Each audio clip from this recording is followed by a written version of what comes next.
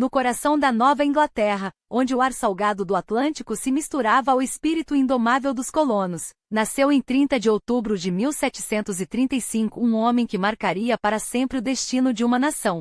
John Adams veio ao mundo em Braintree, pequena vila massachusettense às margens da Baía de Boston, berço de uma família que já carregava em suas raízes os germes da liberdade.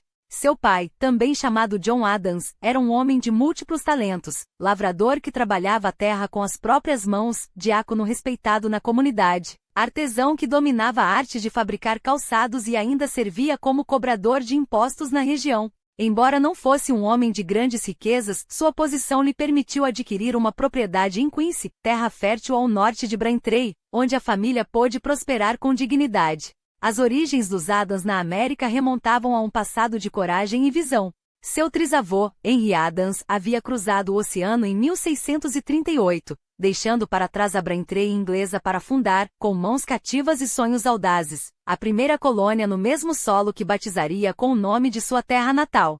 Era um legado de determinação que corria nas veias do jovem John. Sua mãe, Susanna Boylston, pertencia a uma das famílias mais influentes de Massachusetts, os Boylston de Brookline, unindo-se a John Adams Sr. em 1734. Dois outros filhos completariam a prole, Peter, nascido em 1738, e Elihu, em 1741. A infância de John transcorreu em meio ao cotidiano da classe média colonial do século XVIII, onde os valores puritanos ainda moldavam mentes e corações.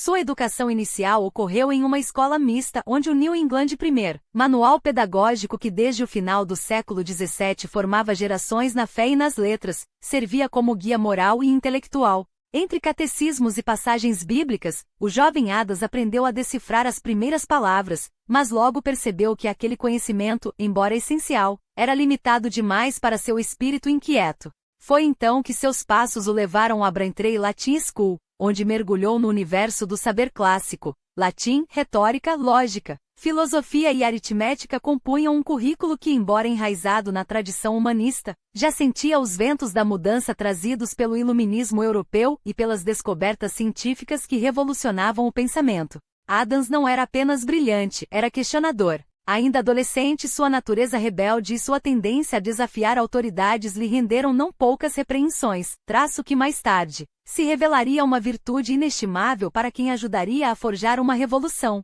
Afinal, como poderia um futuro líder aceitar passivamente as regras de um sistema que ainda não existia?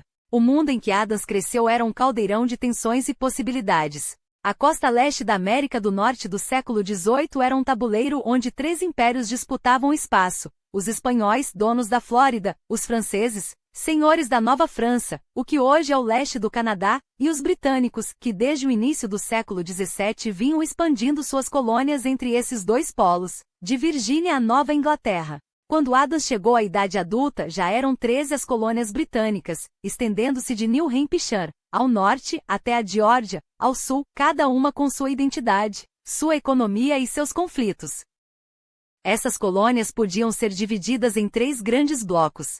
Ao norte, a Nova Inglaterra, composta por Massachusetts, onde Boston brilhava como joia econômica, New Hampshire, Rhode Island e Connecticut. Era o reduto do trabalho árduo, da fé puritana e de uma prosperidade construída com suor. No centro, as colônias médias, Nova York, Nova Jersey, Pensilvânia e Delaware, destacavam-se pela diversidade étnica e religiosa, além de um crescimento acelerado impulsionado por cidades como Nova York e Filadélfia, que se transformavam em polos comerciais vibrantes.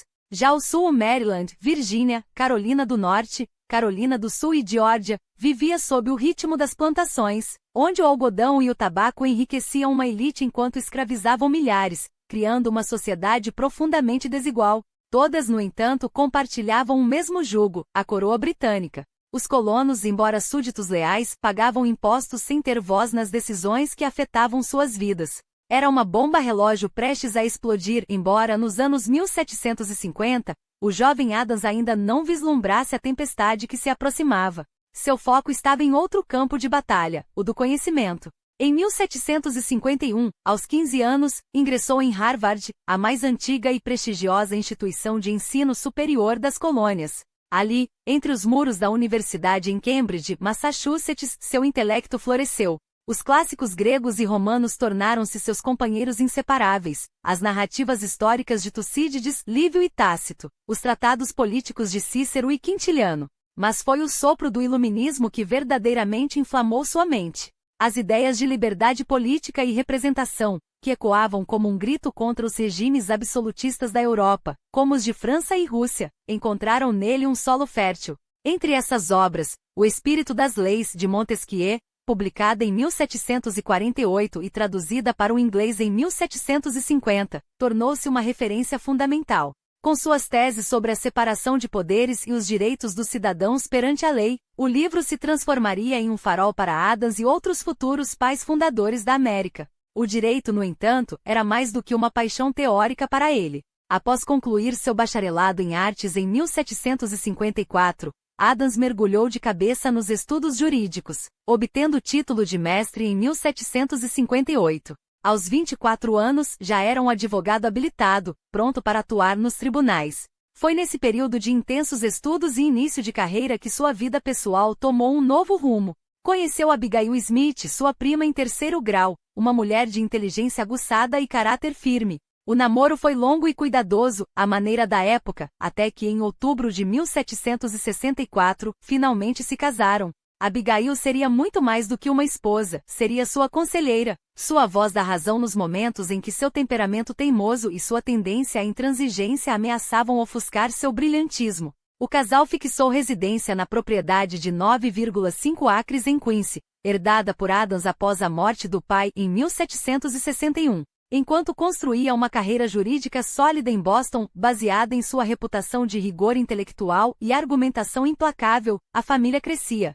Em 1765, nasceu Abigail, a primogênita, seguida por John Quincy em 1767, Susana em 1768, Charles em 1770, Thomas em 1772 e Elizabeth em 1777. A alegria, porém, seria marcada pela dor. Susana faleceu ainda bebê em 1769, e Elizabeth nasceu sem vida. Enquanto Adams dedicava-se à família, à advocacia e ao cultivo de sua mente, as 13 colônias fervilhavam sob uma pressão que logo se tornaria insustentável. O cenário estava montado para um confrontado que mudaria não apenas sua vida, mas o curso da história. O palco para o conflito já estava armado muito antes que as chamas da revolta se espalhassem pelas 13 colônias. Tudo começou em 1756, quando a Grã-Bretanha e a França mergulharam em uma guerra que a história registraria como o primeiro conflito global da era moderna, a Guerra dos 7 Anos. Não se tratava de uma disputa qualquer, mas de um embate titânico que se estendeu por 3 continentes, Europa, América e Ásia, alimentado pela rivalidade secular entre as duas potências, mais especificamente, pela disputa territorial nas Américas. Enquanto os franceses consolidavam seu domínio sobre a Nova França, o atual Canadá, e a Louisiana, os colonos britânicos nas 13 colônias viam suas fronteiras ameaçadas e seus interesses comerciais sufocados. Muitos deles inclusive pegaram em armas para defender a coroa britânica. John Adams, então um jovem estudante em Harvard, não participou diretamente dos combates, mas a guerra o marcou profundamente. Quando o conflito terminou em 1763, com a vitória britânica e a anexação do Canadá pelo Tratado de Paris, os colonos das 13 colônias acreditavam ter ganho o direito a uma voz mais forte no império. Afinal, haviam derramado sangue e recursos pela metrópole. Mas Londres tinha outros planos. Em vez de concessões políticas, veio a mão pesada dos impostos.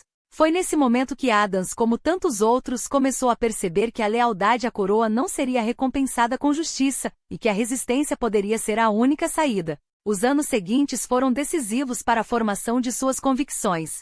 Enquanto exercia a advocacia e criava sua família, Adams passou a escrever de forma anônima, usando o pseudônimo Humphrey Plugger nas páginas do Boston Evening Post. Sob a máscara de um humilde camponês da Nova Inglaterra, desferia críticas afiadas aos políticos locais que, em sua visão, ou se curvavam demais à coroa ou a atacavam sem propostas concretas. Seu argumento era sutil, mas revelador. Os oficiais britânicos deveriam ser julgados por suas ações, não simplesmente por representarem o rei. Era um sinal de que, embora ainda não defendesse a ruptura, já enxergava os abusos do poder colonial como uma ameaça aos direitos dos americanos. O estupim veio em 1765, com a Stamp Act, um decreto que impunha um imposto sobre qualquer papel ou documento nas colônias, desde jornais até baralhos.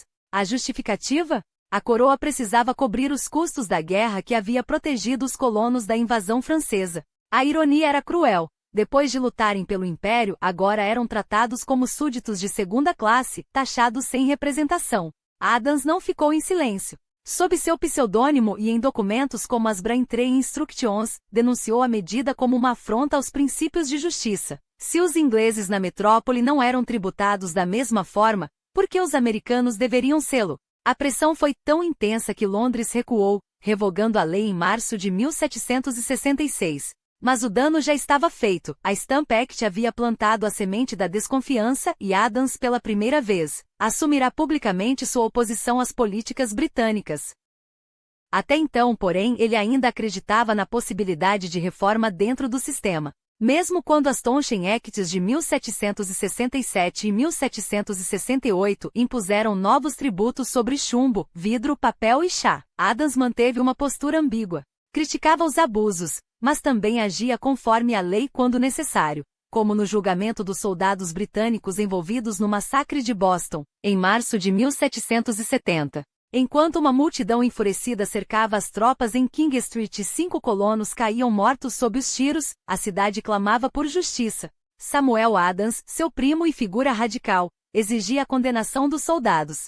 John Adams, no entanto, assumiu sua defesa. Com maestria selecionou jurados simpáticos e conseguiu a absolvição do capitão Thomas Preston e de seus homens. O gesto não foi uma traição, mas uma demonstração de que, para ele, a lei ainda deveria prevalecer, mesmo quando a justiça parecia estar do lado dos oprimidos. Poucos meses depois, sua eleição para a legislatura de Massachusetts confirmou seu crescente prestígio, mas foi em 1773 que o último fio de paciência se rompeu. A Tea Act não era apenas mais um imposto, era uma provocação calculada. Sob o pretexto de combater o contrabando de chá holandês, Londres forçava os colonos a comprar o excedente da Companhia das Índias Orientais, monopolizando o mercado e humilhando a autonomia local. A medida foi tão mal recebida que na noite de 16 de dezembro, um grupo de bostonianos, disfarçados de morraus, invadiu os navios ancorados no porto e jogou 342 caixas de chá nas águas geladas, um ato de rebeldia que Adams celebraria como um dos mais grandiosos eventos da resistência colonial. Mas não era só o chá que inflamava sua indignação. Londres estava apertando o cerco. Juízes em Massachusetts passaram a ter seus salários pagos diretamente pela coroa, uma manobra clara para subjugá-los à vontade do parlamento. Para Adams, isso não era apenas um abuso, era uma declaração de guerra contra a liberdade das colônias. A linha entre lealdade e revolta que ele havia tentado preservar por tanto tempo começava a se apagar. E quando o próximo golpe viesse, não haveria mais espaço para meias medidas. A independência judicial estava sendo esmagada sob as botas da tirania, e a coroa britânica, em resposta à audácia do Boston Tea Party, fechou o porto de Boston com um bloqueio naval que sufocava a economia local. Não era apenas um castigo, era um estrangulamento calculado, uma demonstração de que Londres não recuaria. Os opositores do domínio britânico, aqueles que logo seriam chamados de patriotas, entenderam o recado, ou se uniam, ou seriam destruídos um a um. Assim, em setembro de 1774, delegados de 12 das 13 colônias, apenas a Geórgia ficou de fora, convergiram para Filadélfia. O primeiro Congresso Continental não era um ajuntamento de sonhadores, mas uma assembleia de homens que sabiam que o tempo das palavras estava acabando. John Adams chegou como um dos 4 representantes de Massachusetts, e desde o primeiro dia deixou claro que não era homem de discursos vazios. Entre os 56 delegados, as divisões eram profundas. De um lado, radicais como seu primo Samuel, que já falavam abertamente em guerra e em uma nação livre da Inglaterra. Do outro, os cautelosos, que ainda acreditavam em negociações com o rei. E havia os que, por medo ou lealdade, recusavam-se a imaginar um futuro sem a coroa. Adams, porém, não era nem um fanático nem um conciliador ingênuo. Ele via o que os outros demoravam a enxergar. A unidade era a única arma que restava. E foi com sua habilidade de tecer acordos onde outros só viam rupturas que o Congresso chegou a um consenso, frágil, mas vital. O resultado foi a Associação Continental, um pacto de boicote ao comércio britânico, uma pressão econômica para forçar Londres a ceder. Petições foram enviadas ao rei George III e ao parlamento, listando queixas e exigências. Mas Adams sabia, mesmo antes de deixar a Filadélfia, que aquelas palavras seriam ignoradas. A resposta de Londres não veio com concessões, mas com uma declaração de guerra não declarada. Em fevereiro de 1775, o parlamento anunciou que as colônias estavam em rebelião. E quando, em abril, o general Thomas Gage ordenou que as milícias coloniais entregassem suas armas, o que era tensão virou sangue. Na manhã de 19 de abril de 1775, os primeiros tiros da Revolução soaram em Lexington e Concord. Adams ouviu os ecos daquele confronto como um veredicto: não havia mais volta. A coroa não negociaria, só a força decidiria o futuro. Ainda assim, ele manteve a máscara do moderado, calculando cada passo. Visitou um acampamento de milicianos em Massachusetts e, embora apoiasse sua causa, ficou horrorizado com a falta de armas, disciplina e suprimentos. Era uma guerra que se anunciava, mas com um exército de fazendeiros mal equipados contra o império mais poderoso do mundo. Dias depois, foi escolhido para liderar a delegação de Massachusetts no que seria o Segundo Congresso Continental. Quando chegou a Filadélfia, em maio de 1775, o ar já era de urgência. O verão que se seguiu seria decisivo. Adams, lembrando-se da fragilidade das milícias que vira, pressionou por uma medida radical. Não bastavam voluntários desorganizados. Era preciso um exército profissional. Em 14 de junho, o Congresso criou a Continental Army. E foi Adams quem, com estratégia política, indicou George Washington para comandá-la não por amizade, mas porque um virginiano no comando atrairia o apoio das colônias do Sul, unindo a causa. Enquanto isso, o Congresso ainda tentava um último gesto de conciliação, a petição do ramo de oliveira, enviada ao rei em julho, jurando lealdade e pedindo mediação. Adams assinou, mas sem ilusões.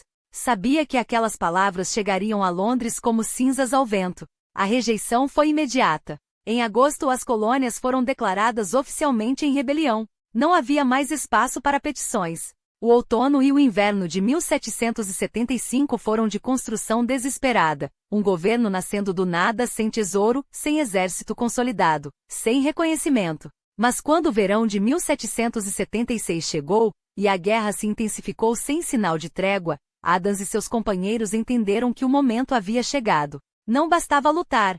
Era preciso proclamar ao mundo que uma nova nação existia. Uma comissão de 5 homens foi formada para redigir esse ato de nascimento. Além de Adams estavam Benjamin Franklin, Roger Sherman, Robert Livingston e um jovem virginiano de palavras afiadas, Thomas Jefferson. Este último escreveu a maior parte do texto, mas foi Adams quem insistiu em cortar as ambiguidades, quem pressionou por uma linguagem que não deixasse dúvidas. A independência não era uma negociação, era uma ruptura. Quando o documento foi apresentado ao Congresso em 4 de julho de 1776, foi Adams quem o defendeu com uma paixão que silenciou até os mais hesitantes. Os Estados Unidos da América haviam nascido no papel. Agora, teriam que sobreviver na guerra. Impossível para Londres ignorar o golpe devastador. Yorktown não foi apenas uma derrota militar, foi o colapso definitivo da estratégia britânica. O império que havia dominado os mares e subjugado nações agora via suas melhores tropas rendidas a um exército de fazendeiros, comerciantes e idealistas, muitos deles mal equipados,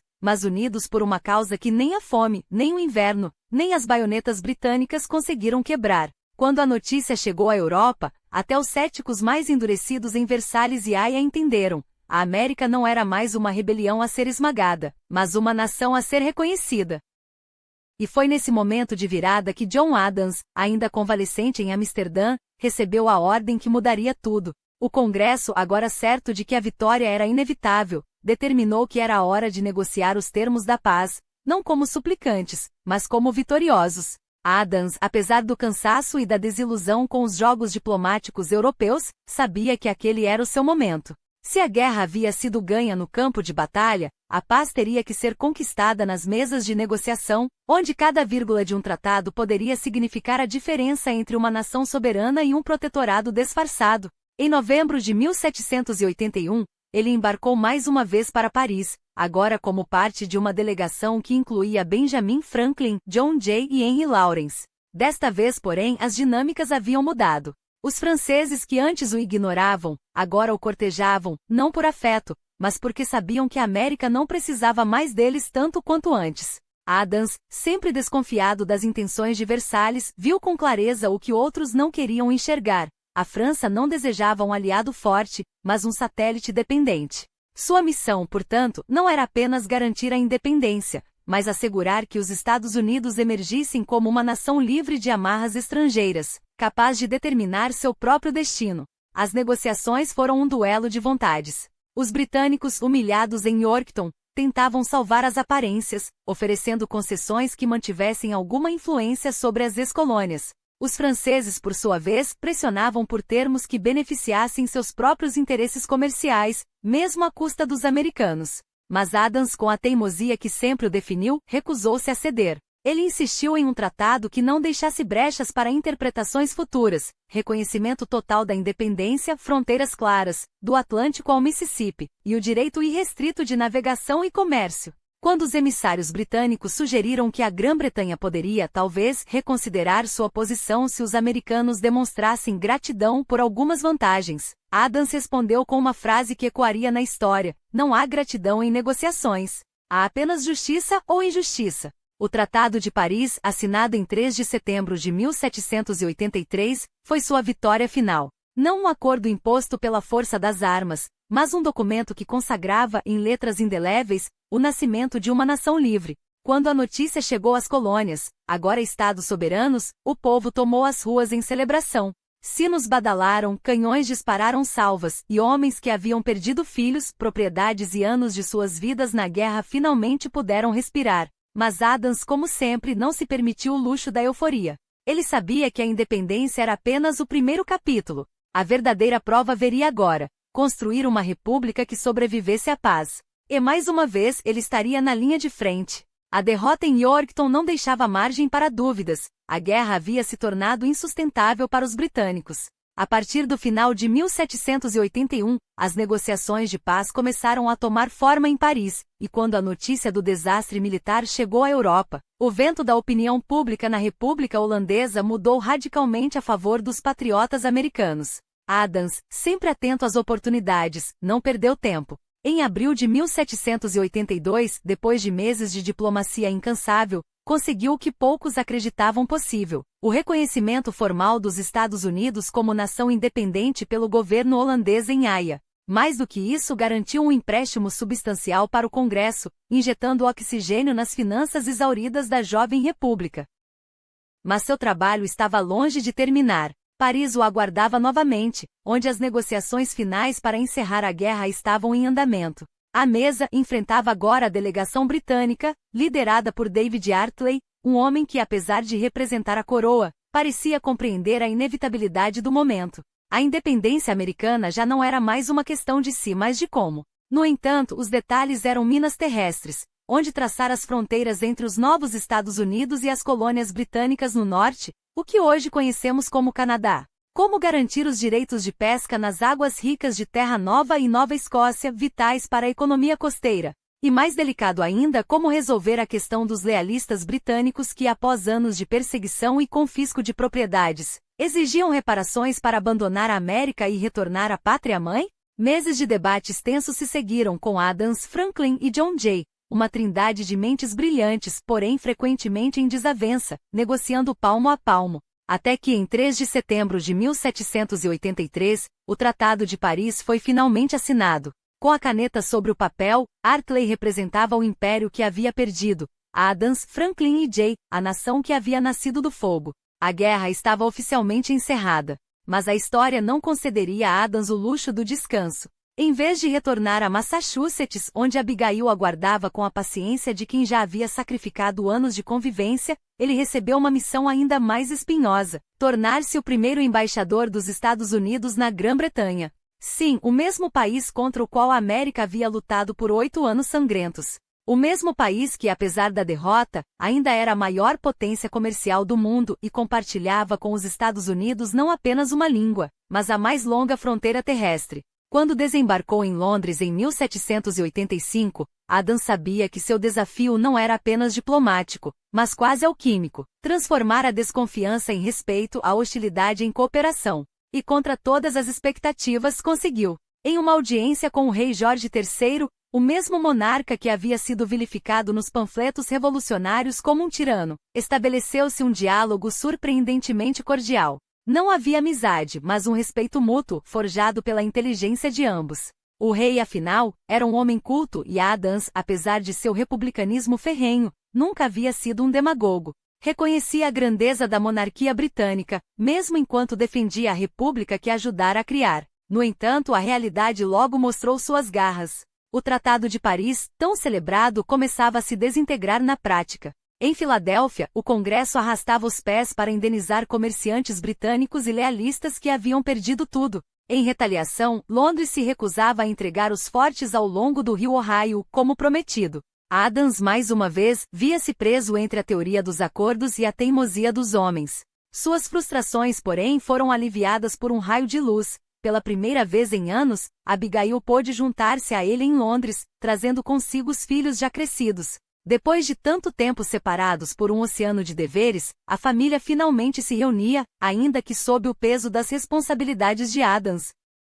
Até que em 1788 ficou claro que sua missão na Inglaterra havia atingido seus limites. Não por falta de habilidade, mas porque a política, como a maré, havia mudado. Do outro lado do Atlântico, os pilares de uma nova nação estavam sendo erguidos. Homens como Madison e Hamilton, com suas canetas afiadas e visões ambiciosas, redigiam a Constituição que definiria o destino dos Estados Unidos. Adams observava tudo de sua casa em Quincy, perto de Braintree, com um misto de orgulho e impaciência. Afinal, a Constituição de Massachusetts de 1780, da qual ele havia sido um dos principais arquitetos, servirá de inspiração para o documento nacional.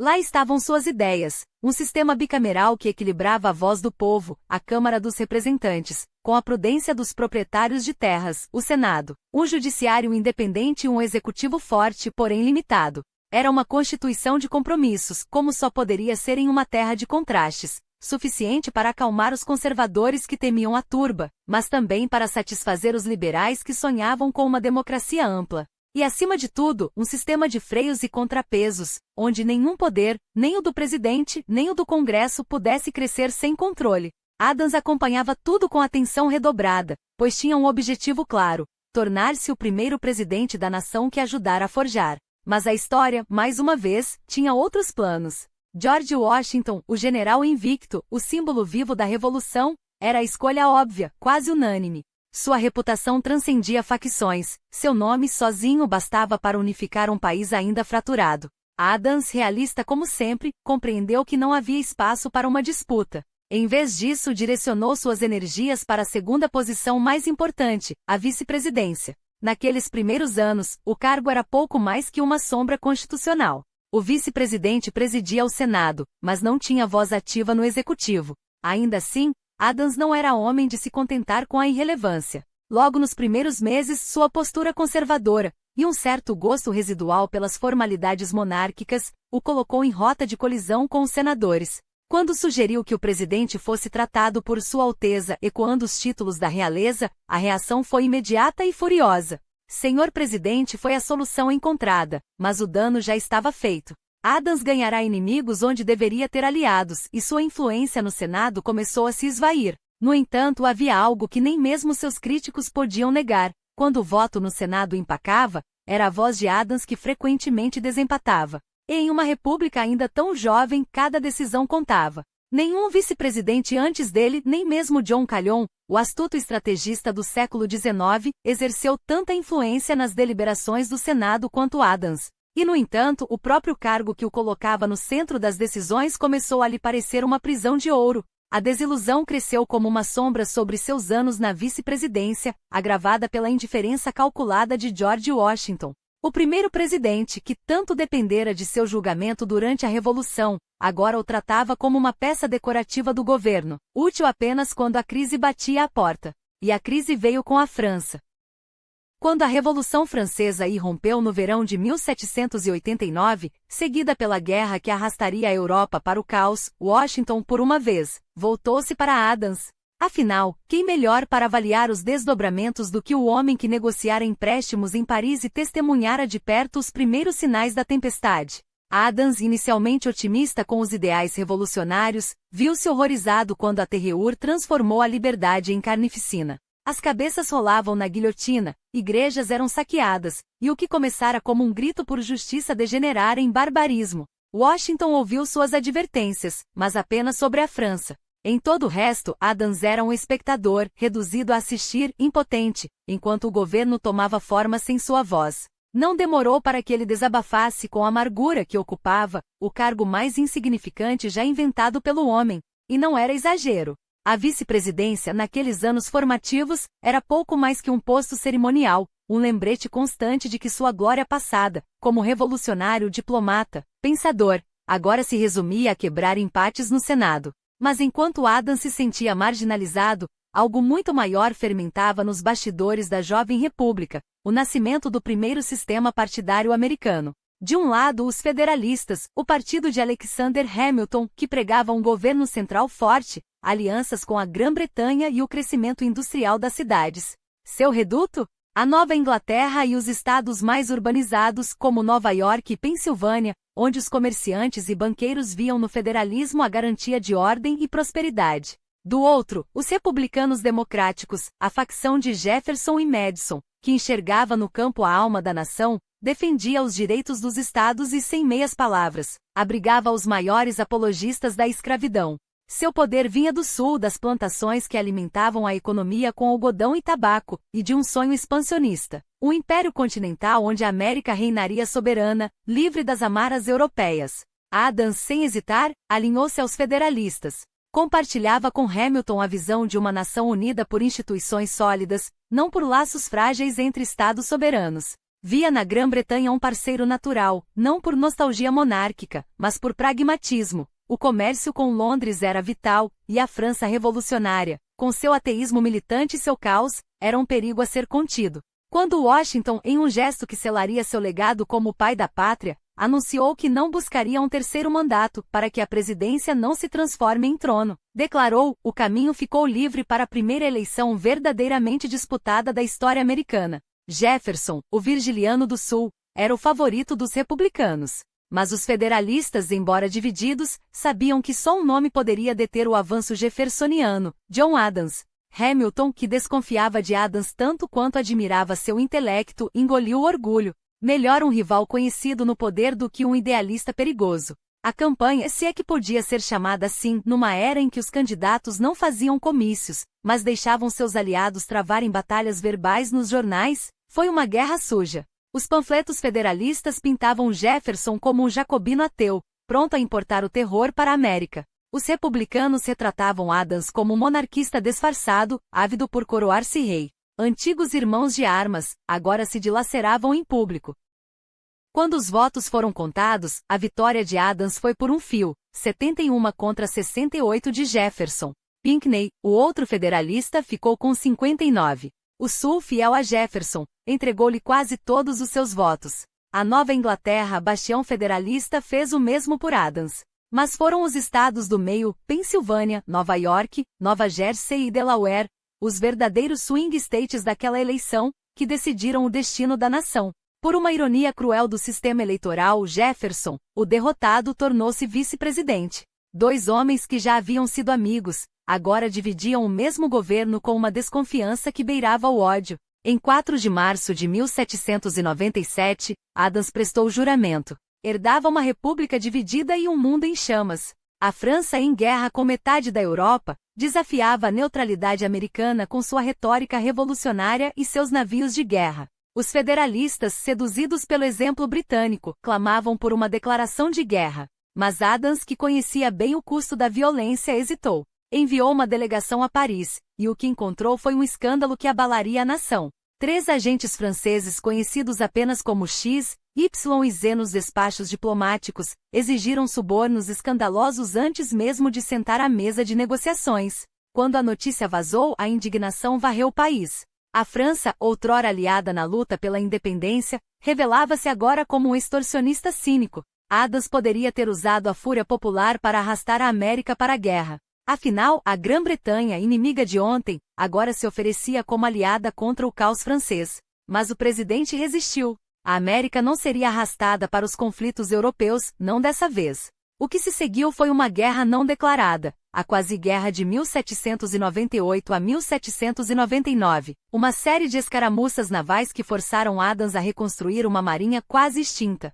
Yet, despite the clashes, full-scale war never came. France embroiled in its own struggles, avoided direct confrontation and America, still finding its footing, established a precedent that would last for generations. The reluctance to entangle itself in Europe's wars, a principle that would hold, in one form or another, until the fears of World War II forced its hand. But the XYZ affair had consequences beyond diplomacy. Fear of French subversion led to the Alien and Sedition Acts, for laws passed in a frenzied two-week span in the summer of 1798.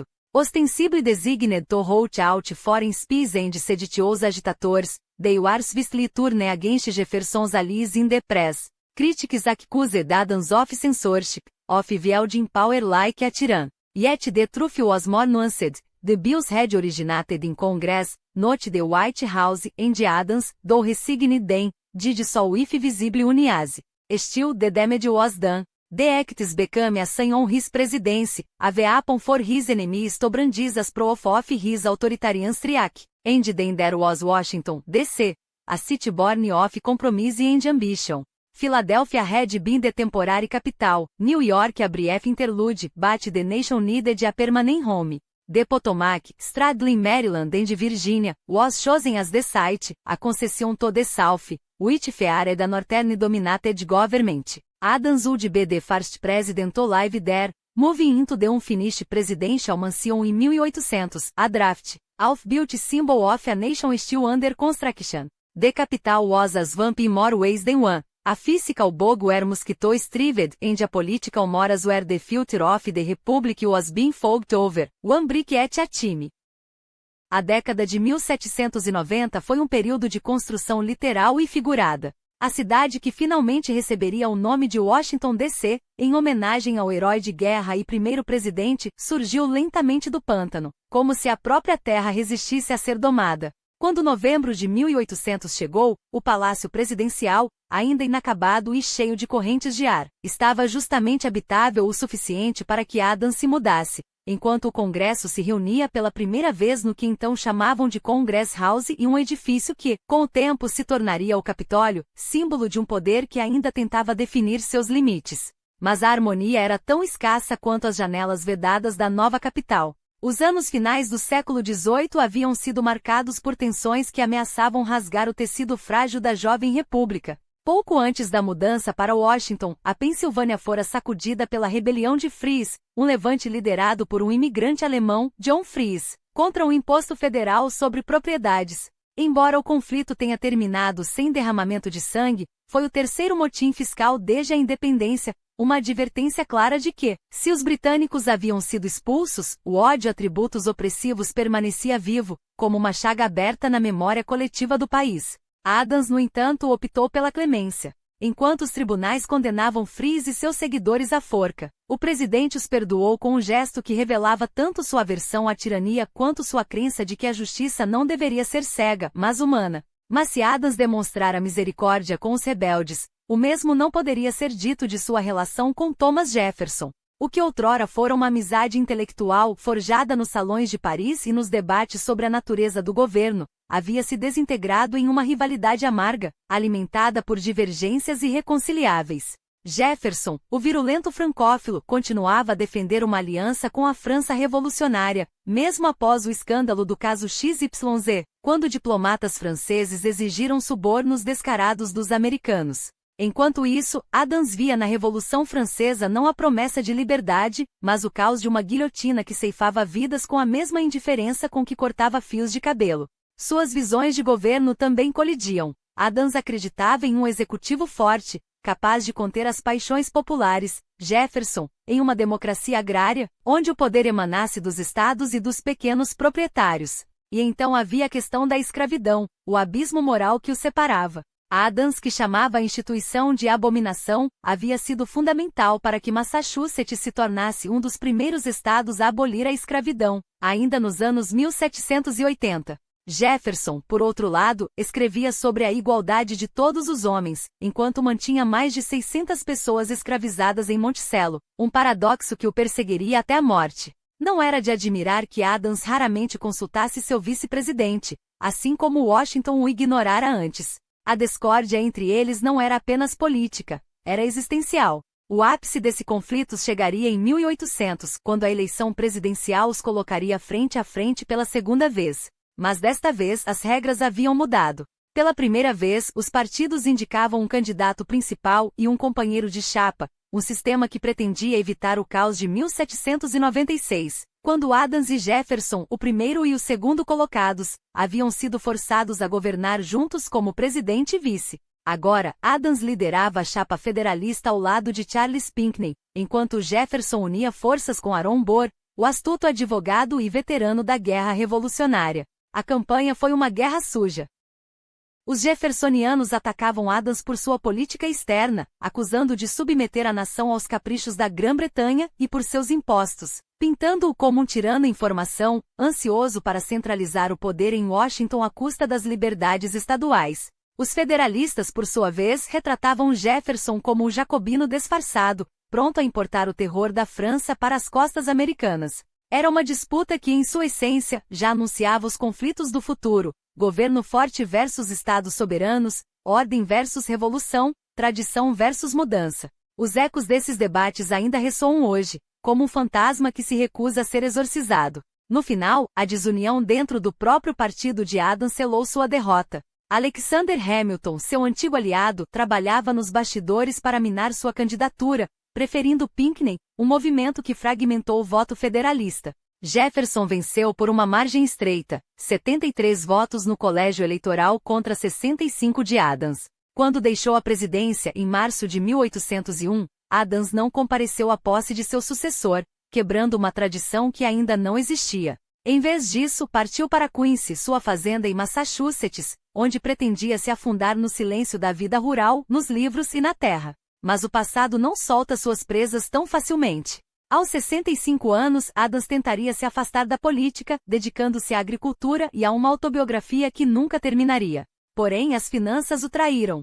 Grande parte de seu dinheiro estava amarrada a Bard, Savage & Bard, uma empresa londrina que comercializava algodão americano e produtos britânicos, até que, em 1802, o império comercial desabou, levando consigo cerca de $13 mil de Adams, o equivalente a mais de 300 mil hoje. A salvação veio de seu filho mais velho, John Quincy, já um diplomata e advogado de sucesso, que comprou parte das propriedades da família para manter os pais à tona. Mas enquanto John Quincy ascendia, os outros filhos de Adams afundavam. Charles, o segundo filho, havia se perdido no álcool ainda na adolescência, nos anos 1780. Depois de uma vida de bebedeiras, infidelidades e dívidas, morreu de pleuresia em 1800, aos 30 anos, deixando para trás uma família e um legado de decepção.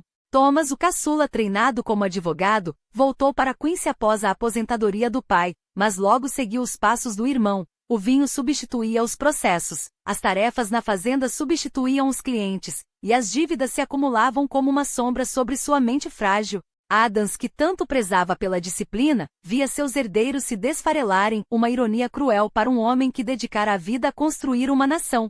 O orgulho ferido de Adams o levou a um gesto que selaria uma das rupturas mais emblemáticas da história americana. Na madrugada de 4 de março de 1801, enquanto Jefferson preparava-se para assumir a presidência, o segundo presidente dos Estados Unidos abandonava a Casa Branca às 4 da manhã, como um fantasma que se recusa a testemunhar sua própria substituição. Não foi apenas uma ausência protocolar. Foi o ponto final em uma amizade que outrora forjada no fogo da Revolução, havia se consumido nas brasas da rivalidade política. 11 anos de silêncio sepultaram o que restava da relação entre os dois homens. Nem mesmo a dor compartilhada, como a morte precoce da filha de Jefferson, Polly, aos 25 anos, em 1804, conseguiu romper o gelo. Abigail, com sua sensibilidade aguçada, tentou recompor a ponte por meio de cartas, mas o orgulho de Adams e o distanciamento calculado de Jefferson mantiveram a ferida aberta.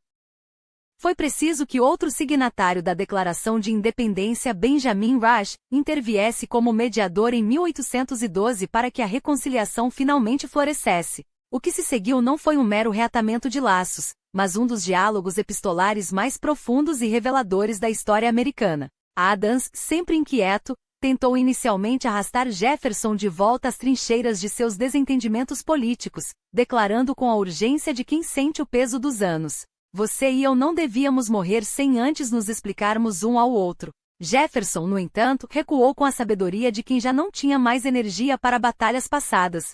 "Deixemos o passado para trás", respondeu, e Adams, após um momento de resistência, cedeu. Daí em diante, suas cartas se transformaram em um espelho da velhice, dois gigantes da revolução trocando confidências sobre os hábitos da aposentadoria, as dores do corpo envelhecido e, acima de tudo, as reflexões de homens que haviam moldado uma nação e agora contemplavam o crepúsculo de suas próprias vidas. Os últimos anos de Adams foram marcados por uma tristeza profunda, temperada por um orgulho que só a história poderia justificar. Em 1818, Abigail sucumbiu à febre tifoide aos 73 anos, deixando-o viúvo aos 82.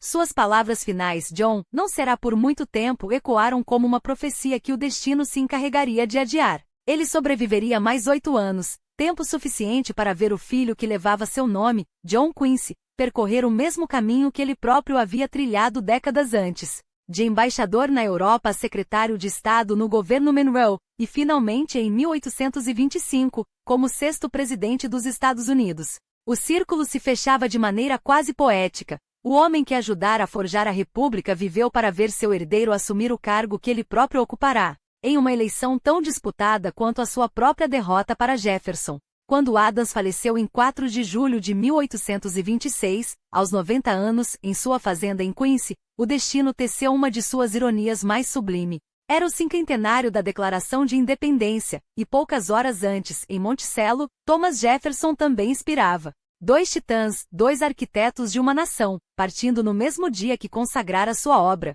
Adams foi enterrado ao lado de Abigail na United First Party Church, em Quincy, onde repousa até hoje um homem cuja grandeza foi muitas vezes ofuscada, mas nunca apagada.